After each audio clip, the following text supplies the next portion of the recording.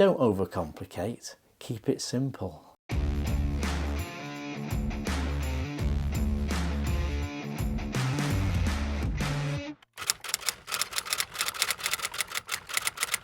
I'm a Yorkshire-born lad from Halifax, born there, moved with my parents to Sheffield.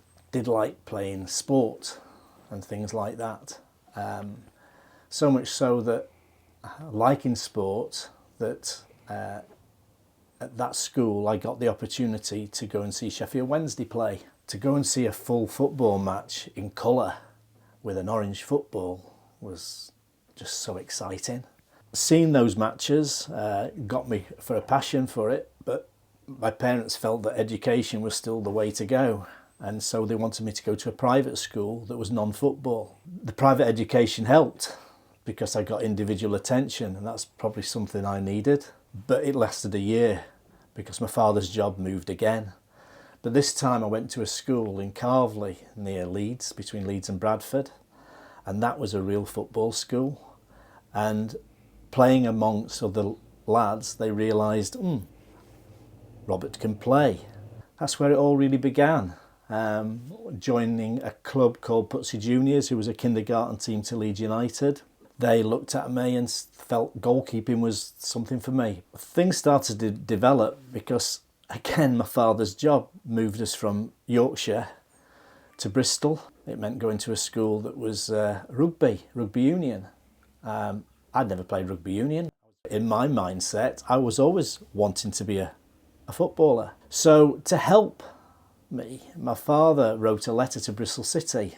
So there, I'm just touching on the age of 14, and they decided to put me through trials. They made a decision that I would go for training twice a week with them. So that was a great way of just getting into what the professional life is like. Yes, I was still small for my age, but I was ridiculously brave to a fault, but other parts of my game were very weak. Kicking, crosses, all those things I wasn't good at. But at the age of 16, Bristol City had seen enough because they'd played me at semi-professional level against grown men, and they saw enough that they wanted to make me an apprentice. And that's when the education of being a professional footballer starts to come together. Army-like, disciplined, and I was fortunate that Bristol City youth team went all the way to the FA Youth Cup final, of which I was an ever-present in that. This part of my career,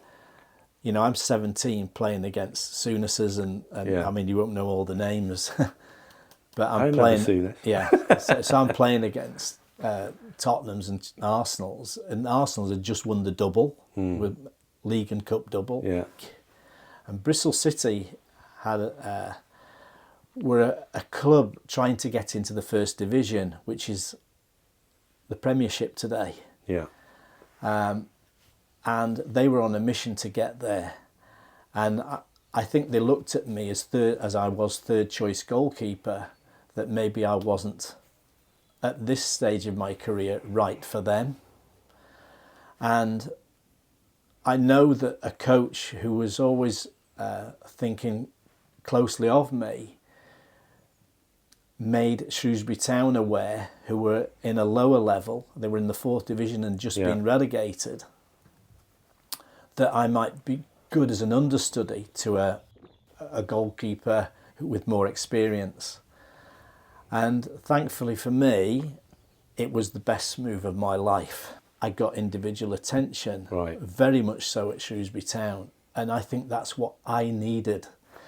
And although the goalkeeper who had won the league, Ken Mulhern, had won the league with Manchester City in 1969, if I'm to make and be better than him, what have I got to improve? And it took time because I arrived at Shrewsbury at 19 and it took me till I was 22. So it took 3 years to make myself into a better all-round goalkeeper. Yeah. The only thing I was missing was the experience of playing first team football. Opportunity did come because he damaged his thumb in a particular match. They gave me the opportunity to then go into the first team. Thankfully, the season I broke into the team was also Shrewsbury Town's best ever year on record. That season we were able to win the championship in the third division then. We also reached the quarter-final of the FA Cup. Through that cup spell we beat Manchester City. It was on the BBC that evening, so Shrewsbury, a little town in the country, was all of a sudden becoming noticed. And the players playing also became noticed. But eventually we got to a point where Shrewsbury had done as much as perhaps this team could do. There was not the money in the game that there is today that there was then. Shrewsbury had to get rid of 7 or 8 players, but they also had to make decisions on their key players that they could make money from, of which I was one. And I didn't know at that time who was interested, but a couple of clubs made themselves known to me, of which one was Liverpool. So what happened next? Liverpool came and showed their interest, of which they wanted to do a deal with money changing hands as well for me. So what about your time at Liverpool? What happened? How did that go? I just got married to Karen, a Shrewsbury girl. Initially, it was just trying to settle in. Things totally different at a large football club. I was part of the first team dressing room, and I was used to playing twice a week. And if anything was the first problem was playing once a fortnight. A lot of thinking time, and I'm a bit of a thinker. And so you're just hoping that you're doing everything right. Training methods are different, so you're having to adapt yourself. You have a wife now to think about, you're moving home. My wife's also pregnant, so there are a lot of things. And this is where Liverpool has done it all before, and they know you need time. And so your game is not totally on where it should be because your head's not right. You're making mistakes perhaps that you don't normally or would have made. But bit by bit, things are starting to come together, and so your game starts to come together. Unfortunately, my experience at Liverpool didn't last that long because within that first year, I had an injury which was just stop my career. Do you want to tell me a bit about that? What happened? It was just an incident in training which I did every day, and I'd come for a cross and went to punch it, and at the same time collided with a forward coming in, of which he head-butted me under my left eye. I didn't think much of it other than I'd got up, felt quite dazed, but just felt a blurredness in my left eye. Didn't say anything, we continued training. I'm then at Melwood looking inside at the mirror and going, gee, this doesn't feel right.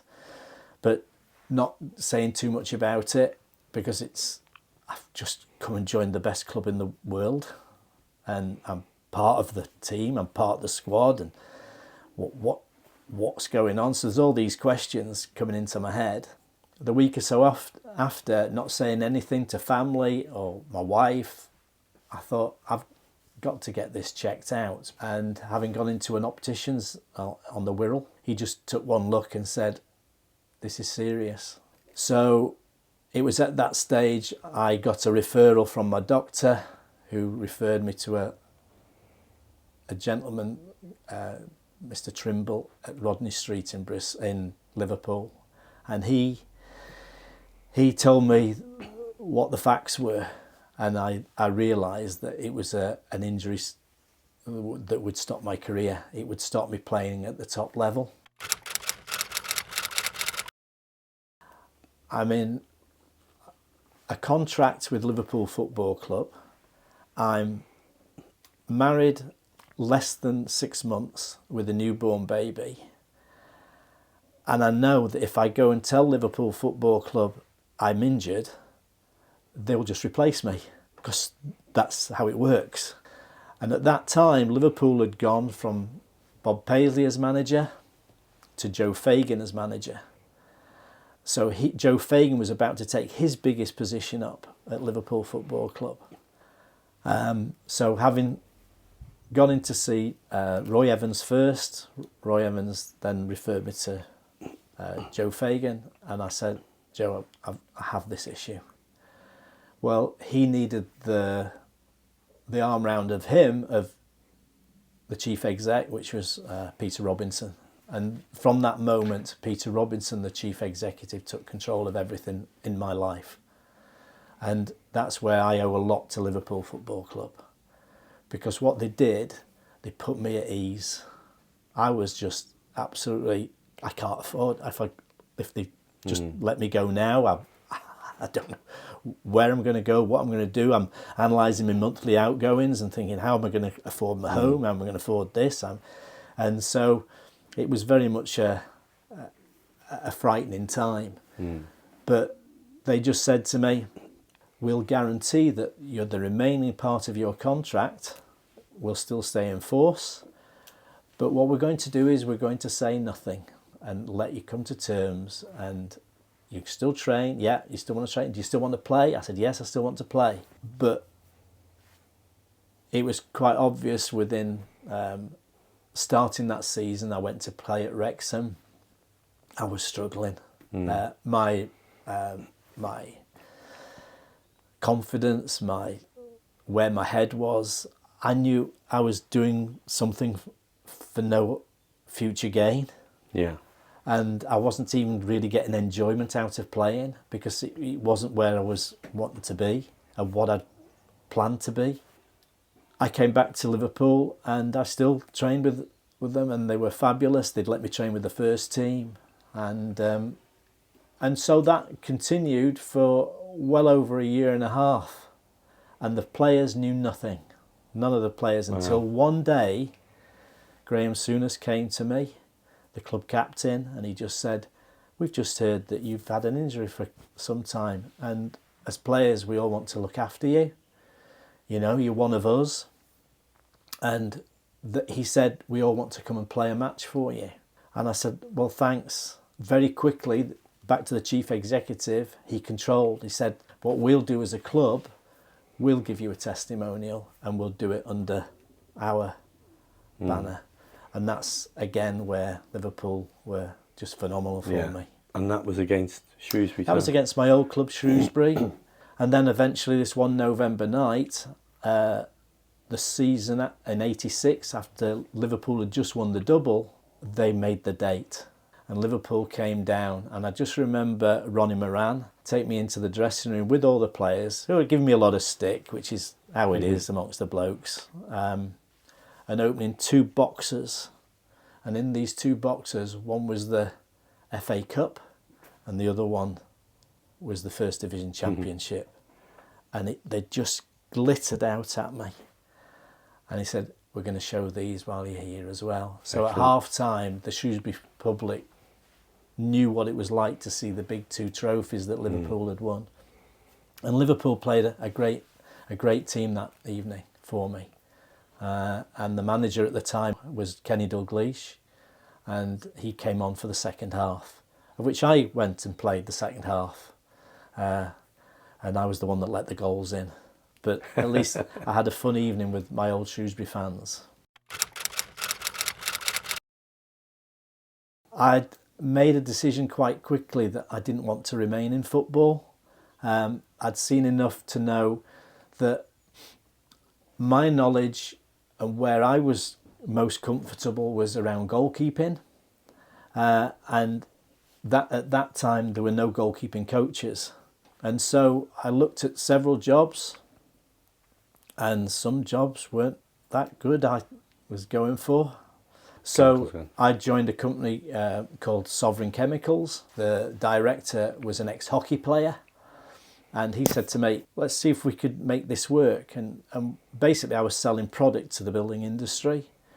It was in a self-employed position, but paid initially a salary, but then it would go on to commission only.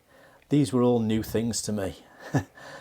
But it put an edge to me by having to learn quickly how to earn money and learn how to use the word selling. And selling became something I quite enjoyed. I enjoyed particularly meeting builders who were characters. They probably reminded me of the football game. They gave you just as much stick, they give you a bit hard time as well. The cash flow would be difficult, so you'd have to learn how to ask them for money.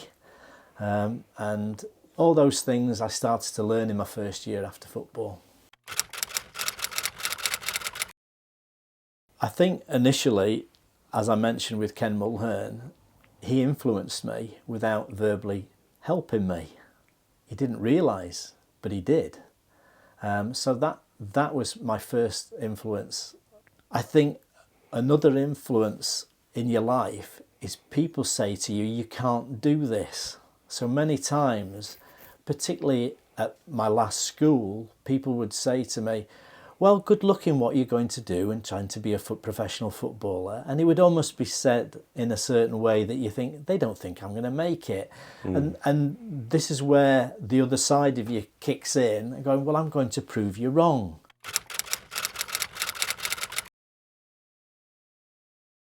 What are the things that you think about when you think that's good leadership? I think saying it is as it is key. Overcomplicating, over-talking anything. I'll give you an example. I would get, at my first club, Bristol City, 3 coaches telling me 3 different things. Bob, come and catch the ball. Bob, come and punch the ball. Bob, stay on your line. Where does that, when you're a decision maker, where does that leave you? It leaves you not making a decision. So where I was fortunate at Shrewsbury, Shrewsbury said, make your own decisions. And even at Liverpool, more than enforce that. We've bought you because you're good. We believe in you as a player. Just go and do what you do best. They didn't overcomplicate. So in leadership, don't overcomplicate. Keep it simple. I've always been quite slow in making decisions. Always wanted to make sure everything was right first before, and feeling comfortable. When I feel comfortable, then things start to happen. And I can put that into sport, where perhaps I haven't got my head into gear quick enough to what I want to do. And it's probably worked against me. And again, even in my working life, sometimes I've just wanted to make sure everything was right first before I actually went there. I was a routine person. I liked to prepare myself in all sorts of ways. I didn't really want to be distracted from what was my preparation. That could be a bit of a fault in me.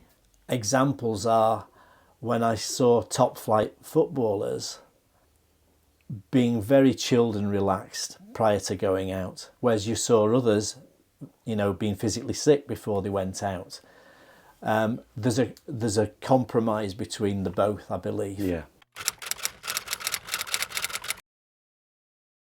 It's a tough one, this one, Andy. What would you tell your son to do, or your daughter? That's where I'm just going. Yeah. So what advice would you give them? I pursued something that I loved. And with my children, I tried to focus them on things that they were passionate about. Because life is far easier from learning anything is from being passionate about something. So if you can get involved into something that really lights your fire, then find that, because that will generally take you off on a whole new stratosphere, because you've actually decided to pursue something you like.